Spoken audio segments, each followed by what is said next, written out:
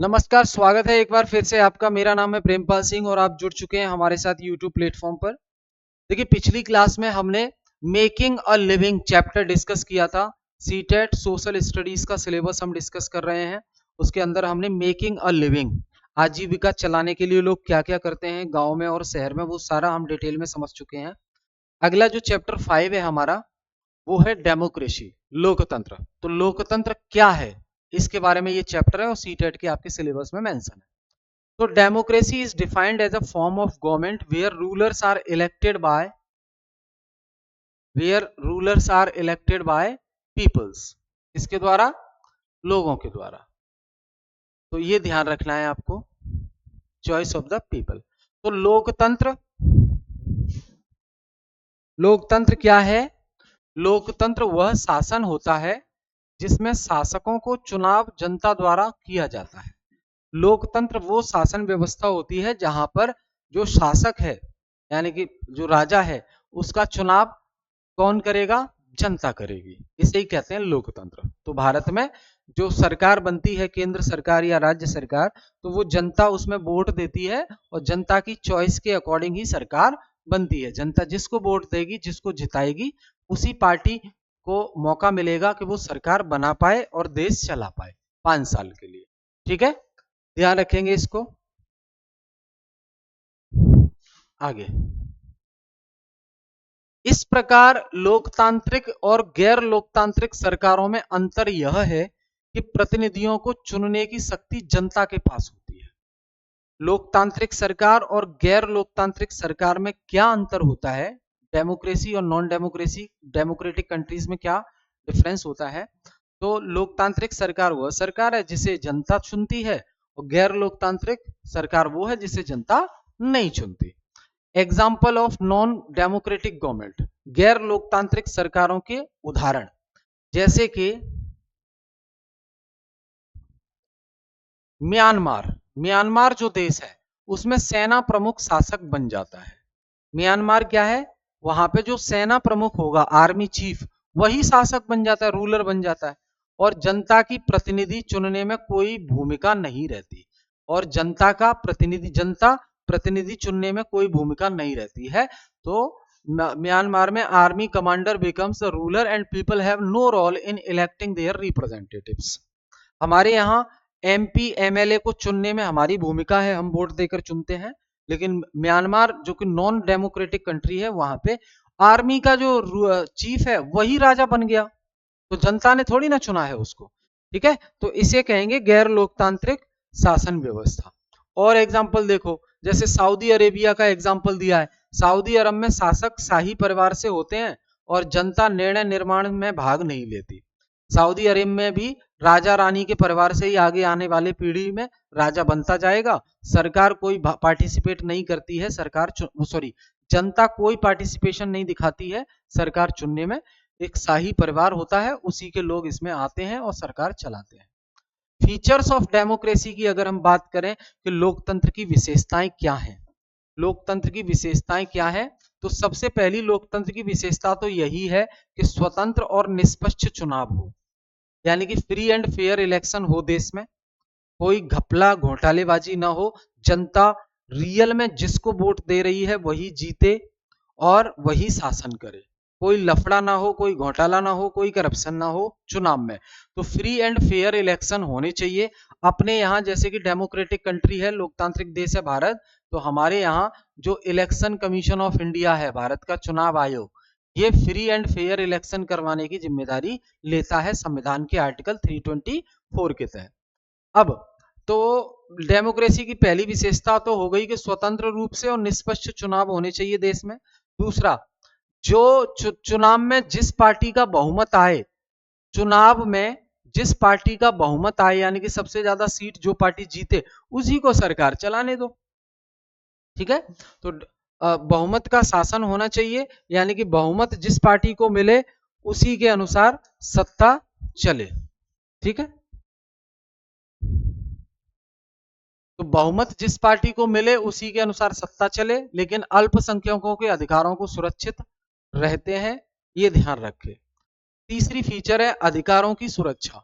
अब हमारे जो अधिकार हैं वो भी सुरक्षित रहे नहीं। पता लगा सरकार बन गई और सरकार मनमानी तरीके से अपने हिसाब से ही काम किए जा रही है। हमारे न तो हमें आजादी है किसी प्रकार की, ना घूमने की आजादी, ना बोलने की आजादी, ना हमारी कोई जान की सुरक्षा है, तो भैया हमारे अधिकार ही सुरक्षित नहीं है। ऐसी लोकतांत्रिक सरकार का हम करेंगे क्या? तो लोकतांत्रिक सरकार वो है जहां पे अधिकारों की भी सुरक्षा मिले, अभिव्यक्ति और धर्म की स्वतंत्रता जैसे मूल अधिकार सुरक्षित होते हैं। जैसे फंडामेंटल राइट्स हैं हमारे संविधान में सुरक्षित है, वैसे ही अधिकारों की सुरक्षा होनी चाहिए लोकतंत्र में। फिर कुछ भी हो सरकार की जवाबदेही तय होनी चाहिए। सरकार जनता के प्रति उत्तरदायी होती है लोकतंत्र में। अगर कुछ भी गलत होता है तो सरकार जिम्मेदार है उसके लिए और सरकार जवाब देगी उसके लिए। अगली विशेषता है लोकतंत्र की, कानून का शासन होना चाहिए। तो कानून सभी पर समान रूप से लागू होता है। रूल ऑफ लॉ का मतलब एक संविधान हो देश का और संविधान के अनुसार ही सभी लोग काम करें। संविधान से ऊपर बढ़कर कोई नहीं है, सब संविधान के अंडर दायरे में आते हैं और संविधान सबको मानना होता है। संविधान के नियम कानून सबको फॉलो करने होते हैं चाहे कोई भी हो। अगली विशेषता है नागरिक सहभागिता, सिटीजन पार्टिसिपेशन, यानी कि जो नागरिक हैं यानी कि हम और आप लोग वो मतदान और चर्चाओं के माध्यम से भाग लेते हैं सरकार के निर्णयों में। तो सरकार चुनने में एक तो हम भागीदारी दिखाते हैं, दूसरा सरकार कोई निर्णय लेना चाहती है तो हमारे द्वारा जो चुने गए प्रतिनिधि हैं वो वहां बोलते हैं लोकसभा राज्यसभा में और उसमें वाद विवाद करते हैं, बहस करते हैं, डिबेट करते हैं। तो ये भी होना चाहिए लोकतंत्र में। तो ये सारी चीजें विशेषताएं हैं लोकतंत्र की। आगे निर्वाचित नेताओं द्वारा लिए गए प्रमुख निर्णय। जो नेता होते हैं, इलेक्टेड लीडर्स होते हैं जिन्हें हम वोट देकर चुनाव जिताते हैं, उनके द्वारा लिए गए कुछ निर्णय। जैसे 1999 में जनरल परवेज मुशर्रफ ने पाकिस्तान की लोकतांत्रिक सरकार को हटा दिया। ये उदाहरण दिया है हमारे पड़ोसी का, पाकिस्तान का। कि 1999 में जो जनरल परवेज मुशर्रफ थे, आर्मी के चीफ, पाकिस्तान आर्मी के चीफ जनरल परवेज मुशर्रफ, उन्होंने पाकिस्तान की लोकतांत्रिक सरकार को ही हटा दिया और खुद का रूल ले आए। तो ये थोड़ी ना हुआ लोकतंत्र। ठीक है। 2002 में उन्होंने स्वयं को 5 साल के लिए राष्ट्रपति घोषित कर दिया। अपने आप को ही खुद को ही राष्ट्रपति घोषित कर दिया परवेज मुशर्रफ ने 2002 में 5 साल के लिए। समझ गए? लो कर लो बात अब लोकतंत्र की। इसके बाद उन्होंने परवेज मुशर्रफ ने लीगल फ्रेमवर्क ऑर्डर पारित किया जिससे संसद भंग की जा सकती है। संसद को भी भंग करने का कानून ले आए। हालांकि चुनाव हुए लेकिन वास्तविक शक्ति सेना के पास ही थी। रियल पावर किसके पास है पाकिस्तान में? सेना के पास है। अभी जनरल आसिफ मुनीर है, जनरल आसिफ मुनीर वो है चीफ, वही है पावरफुल इस समय। इसलिए मुशर्रफ के शासन में पाकिस्तान लोकतांत्रिक नहीं था, वो तो सेना का शासन आ गया था वहां पे। स्वतंत्र और निष्पक्ष चुनावी प्रतिस्पर्धा, free and fair electoral competition क्या है? चीन में राष्ट्रीय जनप्रतिनिधि सभा के लिए हर 5 साल में चुनाव होता है। केवल कम्युनिस्ट पार्टी के सदस्य या सहयोगी ही चुनाव लड़ सकते हैं, वन पार्टी सिस्टम। अब ऐसे भी लोकतंत्र का क्या करो कि दूसरी पार्टी को मौका ही नहीं मिल रहा है चुनाव लड़ने का। एक ही पार्टी चुनाव में खड़ी होती है, वही जीतती है, वही सरकार बनाती है। इसका मतलब तो आप तो नाम के लिए 5 साल में चुनाव करवा रहे हो, जब जीतना आप ही को है। तो भाई लोकतंत्र तो वो है जब सबको मौका मिले सरकार में भागीदारी का। लेकिन चाइना में एक ही पार्टी सिस्टम चल रहा है। ठीक है, ये चैलेंज है। मैक्सिको में सन 2000 तक हर चुनाव पीआरआई पार्टी ने जीता। मैक्सिको देश में हर चुनाव सन 2000 तक एक पार्टी है पीआरआई, उसी ने जीता और कोई जीता ही नहीं। तो ये कैसा लोकतंत्र? लोकतंत्र में ऐसी प्रतिस्पर्धा होनी चाहिए जहां सत्ताधारी दल हार भी सकता है। लोकतंत्र में ऐसी कंपटीशन होना चाहिए कि जहां जिस पार्टी की सरकार चल रही है वो भी भविष्य में हार सके, कोई ऐसी पार्टी आए जो उसे भी हरा सके, तब तो लोकतंत्र है। नहीं आप बैठ गए हो कुर्सी पकड़ के, आप हटने का ही नाम नहीं ले रहे हो, तो काहे बात का लोकतंत्र? भारत और अमेरिका लोकतंत्र के उदाहरण हैं। भारत में और अमेरिका में लोकतंत्र है। यहां हमारे यहां हर 5 साल में चुनाव होता है और यूएसए में 4 साल में चुनाव होता है राष्ट्रपति का, लोकतंत्र है। 1 पर्सन 1 वोट 1 वैल्यू, ये क्या है? एक व्यक्ति उसका एक वोट और उसकी वैल्यू बराबर। तो यहां जितने भी लोग वोट दें सबको एक एक वोट देने का अधिकार है और सबकी वोट वैल्यू बराबर है। ये क्या है?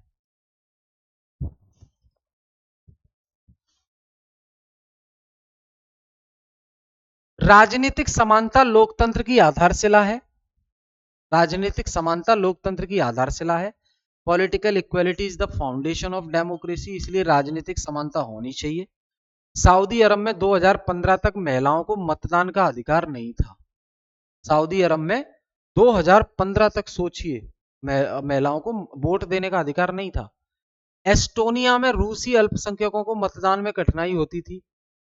फिजी जो देश है उसमें स्थानीय लोगों के वोट का मूल्य अधिक था। लोकल जो लोग हैं फिजी के, उनका वोट का वैल्यू ज्यादा होता था और दूसरे जो लोग वहां आके रहने लगे थे उनके वोट का वैल्यू कम होता था।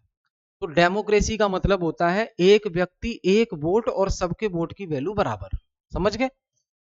ये सभी लोकतंत्र के सिद्धांतों का उल्लंघन है। ये जितने भी देख रहे हैं आप, ये लोकतंत्र के सिद्धांत का पालन नहीं करते हैं, ये उल्लंघन है। रूल ऑफ लॉ और रेस्पेक्ट फॉर राइट्स, कानून का शासन और अधिकारों का सम्मान। तो जिम्बाब्वे 1980 में रॉबर्ट मुगाबे के नेतृत्व में स्वतंत्र हुआ। जिम्बाब्वे स्वतंत्र कब हुआ? 1980 में। चुनावों में गड़बड़ी कर सत्ता बनाई रखी गई, चुनाव में गड़बड़ी की गई। मीडिया को नियंत्रित किया गया और आलोचना पर रोक लगा दी कि कोई हमारी बुराई ना कर सके। सरकार की आलोचना करने वाले पत्रकारों को परेशान किया गया। तो ये भी लोकतंत्र के खिलाफ है। लोकतंत्र के विरोध में तर्क क्या है? Arguments against democracy. लोकतंत्र के विरोध में तर्क क्या है? तो यहां देखो, सरकार का बार बार बदलना अस्थिरता लाता है। मतलब लोकतंत्र के विरोध में तर्क का मतलब है वो कौन से लोग हैं जो कहते हैं कि लोकतंत्र खराब है। तो ये कह रहे हैं क्यों खराब है? क्योंकि सरकार हर 5 साल में बार बार बदलती रहती है तो ये अस्थिरता लाती है, स्थिर सरकार नहीं बन पाती है, जिससे विकास का काम अच्छे से नहीं हो पाता, ये कहते हैं। तीसरा, निर्णय निर्माण में देरी होती है। एक सरकार आई फिर दूसरी आई, उसने निर्णय बदल दिए, एक रहेगी तो निर्णय एक जैसे चलेंगे। लेकिन लोकतंत्र जरूरी है, पता नहीं कौन सी पार्टी कब निरंकुश हो जाए, तो कम से कम बदलने का मौका तो हो। राजनीतिक प्रतिस्पर्धा भ्रष्टाचार बढ़ाती है। मतदाता जागरूक नहीं हो सकते ऐसे, ठीक है। लोकतंत्र के पक्ष में कौन से तर्क हैं कि जो कहते हैं लोकतंत्र होना चाहिए? तो भैया लोकतंत्र जवाबदेही प्रणाली तय करता है, सरकार की जवाबदेही होती है लोगों के प्रति। यह निर्णयों की गुणवत्ता सुधारता है। अच्छे निर्णय नहीं लिए तो कल को हरा दिया जाएगा चुनाव में, फिर बाहर हो जाओगे। इसलिए अच्छे क्वालिटेटिव निर्णय लेने हैं आपको। यह संघर्षों को शांतिपूर्ण ढंग से सुलझाता है। यह नागरिकों की गरिमा बढ़ाता है, क्योंकि नागरिकों को लगता है हम ही सरकार बना रहे हैं और वास्तव में बनाते हैं, तो उनकी गरिमा बढ़ती है, डिग्निटी बढ़ती है सिटीजन्स की। यह गलतियों को सुधारने का अवसर भी देता है।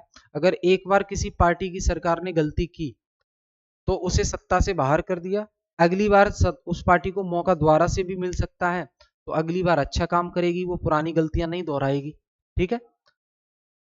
तो प्रतिनिधि लोकतंत्र में निर्वाचित नेता जनता की ओर से शासन करता है। रिप्रेजेंटेटिव डेमोक्रेसी क्या है? रिप्रेजेंटेटिव डेमोक्रेसी का मतलब है कि हम डायरेक्ट सरकार में पार्टिसिपेट नहीं करते, हम अपने नेता चुनकर भेजते हैं, जैसे कि विधायक या सांसद, फिर वो सरकार में भागीदारी दिखाते हैं। इसे कहते हैं अप्रत्यक्ष लोकतंत्र, इनडायरेक्ट डेमोक्रेसी। ये हमारे भारत में चलती है। ठीक।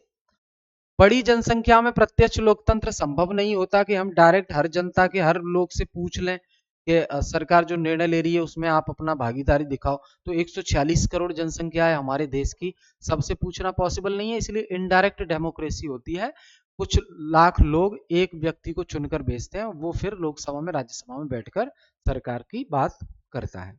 नागरिकों के पास हर निर्णय लेने का समय और कौशल नहीं होता है, इसलिए नेताओं को बिठाया जाता है। लोकतंत्र को समझना उसे बेहतर बनाने में मदद करता है।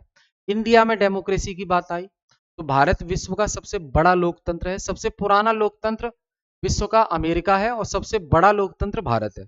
भारत में सार्वभौमिक वयस्क मताधिकार है। इसका मतलब होता है एक निश्चित आयु का व्यक्ति वोट दे सकता है। तो 18 साल का व्यक्ति वोट दे सकता है, चाहे महिला हो या पुरुष हो। संविधान भारत को संप्रभु समाजवादी पंथ निरपेक्ष लोकतांत्रिक गणराज्य घोषित करता है। यानी कि इंडिया सोवरेन कंट्री है, सोशलिस्ट है, सेकुलर है, यानी कि धर्मनिरपेक्ष, सभी धर्म बराबर हैं भारत के लिए, किसी एक धर्म का नहीं है। समझ गए? चुनाव हर 5 साल में होते हैं लोकसभा के और राज्य के अंदर विधानसभा के। चुनाव आयोग निष्पक्ष रूप से चुनाव करवाता है, कोई घोटाला नहीं। लोकतंत्र की जो विशेषताएं हैं वो क्या है? यह नागरिकों की गरिमा बनाए रखता है, यह शासन की गुणवत्ता सुधारता है, बहुत बढ़िया है ना।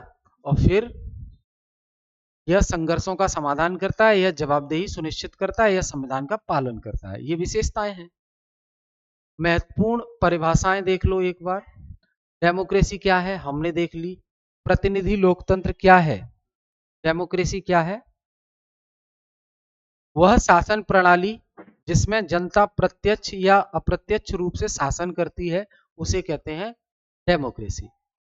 प्रत्यक्ष रूप से मतलब जनता सीधे पार्टिसिपेट करे, अप्रत्यक्ष रूप से मतलब जैसे इंडिया में हम अपने एरिया से एक विधायक या सांसद चुनकर भेज देते हैं, फिर वो सरकार चलाता है, यानी कि हमारे बिहाफ पे वो चलाता है, तो इसे कहते हैं इनडायरेक्ट डेमोक्रेसी, अप्रत्यक्ष लोकतंत्र। फिर है प्रतिनिधि लोकतंत्र की परिभाषा। तो प्रतिनिधि लोकतंत्र में निर्वाचित प्रतिनिधि जनता के लिए निर्णय लेता है लोकसभा राज्यसभा में। आज कौन सा लोकतंत्र सबसे प्रचलित है? तो representative democracy is most common today. आज प्रतिनिधि लोकतंत्र सबसे अधिक प्रचलित है, क्योंकि जनता अपना प्रतिनिधि चुनती है और वो प्रतिनिधि लोकसभा राज्यसभा में बैठेगा भारत में और कानून बनाने का काम करेगा, और उन्हीं प्रतिनिधियों में से कुछ लोगों को मंत्री और एक को प्रधानमंत्री बना दिया जाएगा और सरकार वो चलाएंगे। चुनाव कब निष्पक्ष कहलाते हैं? कब कहलाते हैं कि चुनाव बहुत अच्छे से हुए हैं, कोई गड़बड़ नहीं हुई है? जब जनता के पास वास्तविक विकल्प हो, चुनाव निष्पक्ष कहलाते हैं। ठीक, रियल चॉइस। जनमत संग्रह क्या है? Define referendum. तो जनमत संग्रह का मतलब है डायरेक्ट भीड़ में जाकर और आप जनता से ही पूछ लो कि आप क्या चाहते हो, उसे बोलते हैं रेफरेंडम। जनमत संग्रह वह प्रक्रिया है जिसमें जनता सीधे किसी मुद्दे पर मतदान करती है। जनमत संग्रह वह प्रक्रिया है जिसमें जनता सीधे किसी मुद्दे पर मतदान करती है। जैसे आपको मैं बताऊं, जब देश आजाद हो गया था तो सरदार वल्लभ भाई पटेल ने बहुत सारी रियासतों को भारत में मिला लिया था, और केवल जम्मू कश्मीर और हैदराबाद और जूनागढ़ ये जो है नहीं मिल पाए थे भारत में। जूनागढ़ को फिर हमने कैसे मिलाया? जूनागढ़ में जाके हमने डायरेक्ट जनता के बीच में जाके जनमत संग्रह करा लिया, उनसे पूछ लिया कि आप पाकिस्तान में शामिल होना चाहते हो या भारत में, या स्वतंत्र रहना चाहते हो। तो जनमत संग्रह में क्या हुआ, लोगों ने आकर बोला, वोट दिया कि हम किस के पक्ष में हैं। तो उसका रिजल्ट ये रहा कि ज्यादातर लोग चाह रहे थे कि वो भारत में शामिल हो। इसे बोलते हैं जनमत संग्रह, जनता के बीच में जाकर उनकी राय लेना, इसे बोलते हैं जनमत संग्रह। ठीक है दोस्त, तो ये हमने डिस्कस किया डेमोक्रेसी वाला चैप्टर। अगला चैप्टर जो हमारा है वो स्टेट गवर्नमेंट का है, अगली क्लास में डिस्कस करेंगे। ठीक है, थैंक यू।